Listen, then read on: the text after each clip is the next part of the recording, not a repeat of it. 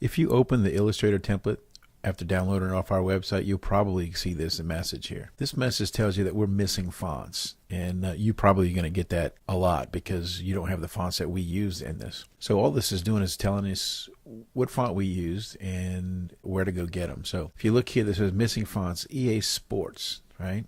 And then in the window here, it says the font EA font used in this layout can be downloaded from thefont.com or can be replaced by choosing fonts from your font library.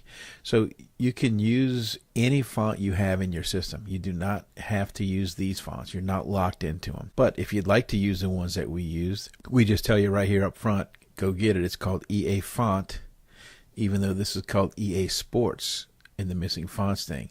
Sometimes you'll find that on thefont.com they use different names for whatever reason. We're going to download the EA font and we'll input it into our system, and then it'll come up correct. Let's do that. So first thing I'm going to do here is I'm going to close this missing fonts window, and I'm going to close this out of Illustrator. We'll go ahead and hide Illustrator now, and in the browser of your choice, let's just go to font.com.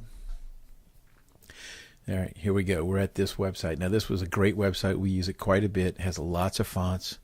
A lot of fonts are completely free, and some fonts are free for personal use. So the licensing and license restrictions are different amongst all the fonts. So if you look here, here's a Sensations and Qualities. That's the name of that font. If you look over to the right, you'll see free for personal use. Right? So sometimes it'll say 100% free. That means they don't really care. Use it whatever you want. So I'm going to come in here, and we said it was EA font, and I'll hit the search button, and here it is. So EA font by Billy Smith, and if you look over here, it says 100% free. So there is no restrictions on us, right? Hit the download button. Let's save it to our computer here. All right. So I'm going to hide it. Let's get it out of my downloads folder. And we'll get this little zipped file, so let's unzip it. And then there it is. There's a true type font that we need to use.